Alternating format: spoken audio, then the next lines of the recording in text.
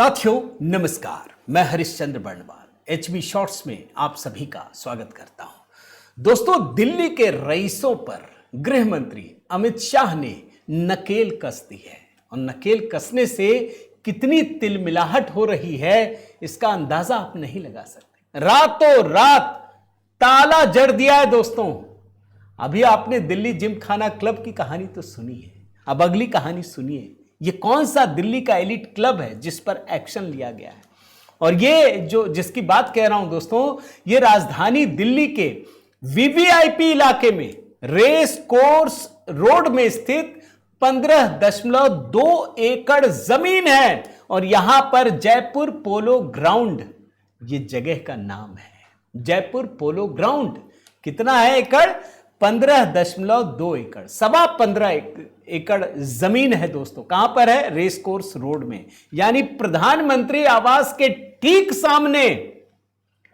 जानते क्या हुआ? सुबह सुबह ही जो भूमि और विकास कार्यालय L&DO इसकी टीम पहुंची, मेन एंट्री गेट है वहां एक नोटिस चस्पा किया और उसके बाद पूरे के पूरे परिसर को अपने कब्जे में लेने की कार्रवाई शुरू कर दी। अब ये कार्रवाई कब शुरू हुई ये भी सुनिए। भाई ऐसा तो है नहीं कि जबरदस्ती क्या होगा।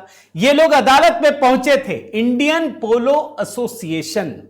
वो कह रहे हैं ये जबरदस्ती बेदखली हो रही है, रोकिए हुजूर। दिल्ली हाईकोर्ट ने, दिल्ली की अदालत ने कहा कि केंद्र सरकार जो काम कर रही है हम उस पर कोई रोक नहीं लगाएंगे, बेदखली के आदेश पर हम रोक नहीं लगाएंगे। और तब जाकर यह कार्रवाई हुई। मैं जरा आपको एएनआई का वो पढ़कर बताता हूं क्या लिखा है। केंद्र सरकार ने दिल्ली के रेसकोर्स क्षेत्र में जयपुर पोलो ग्राउंड का भौतिक कब्जा ले लिया है। भूमि और विकास कार्यालय के अधिकारियों ने साइट पर एक नोटिस लगाया है जिसमें भूमि को सरकारी संपत्ति घोषित किया गया है और किसी भी अनधिकृत कब्जे या गतिविधि के खिलाफ चेतावनी दी गई है।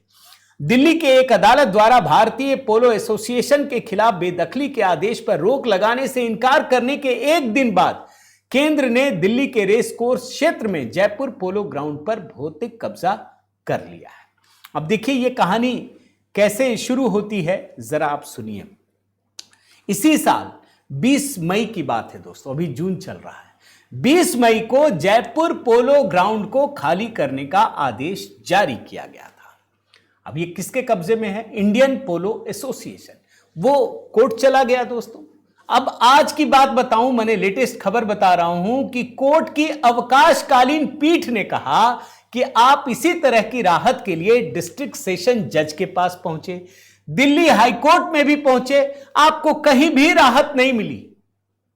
हालांकि अदालत ने यह भी माना दोस्तों कि केंद्र सरकार को जवाब दाखिल करने का अवसर दिए बिना स्थगन आवेदन पर फैसला करना उचित नहीं होगा, लेकिन कोई रोक नहीं लगाई। अब देखिए ये खबर क्यों महत्वपूर्ण है, इस बात को समझिए दोस्तों।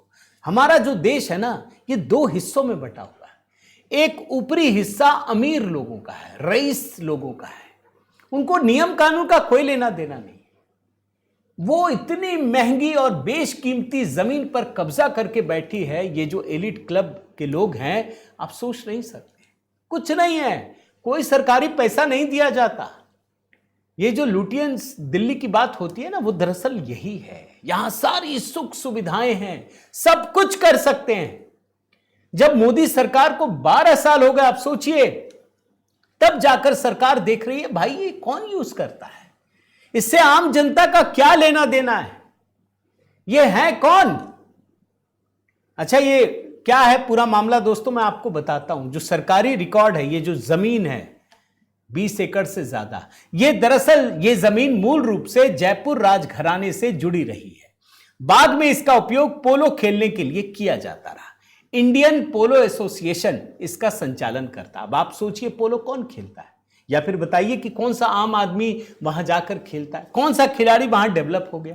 अब केंद्र सरकार ने इस चीज को देखा, यह भी देखा कि 1951 में यह लीज पर दी गई थी 20 वर्षों के लिए, फिर उसको बढ़ाई गई, लेकिन 1993 में यह समाप्त हो गई। 1993 और उसके बाद भी इंडियन पोलो एसोसिएशन इस पर कब्जा बनाए रखा, इसका उपयोग करता रहा। अब केंद्र सरकार कह रही है कि ना भैया अब नहीं चलेगा, लार्जर पब्लिक पर्पस के लिए, यानी बड़े सार्वजनिक हित के लिए, जन कल्याण के लिए हमको यह जमीन चाहिए। यह प्रधानमंत्री के आवास के ठीक सामने है। इसका कोई उपयोग नहीं है, सिर्फ रईस लोग करते हैं। तो आप समझिए कि जिस तरीके से लाल बत्ती खत्म की गई दोस्तों, यह कहानी उसी तरह की है, चाहे जिम खाना क्लब हो या जयपुर पोलो ग्राउंड हो। अब आप खुद ही बताइए कि इन सरकार ने सही फैसला किया या नहीं किया।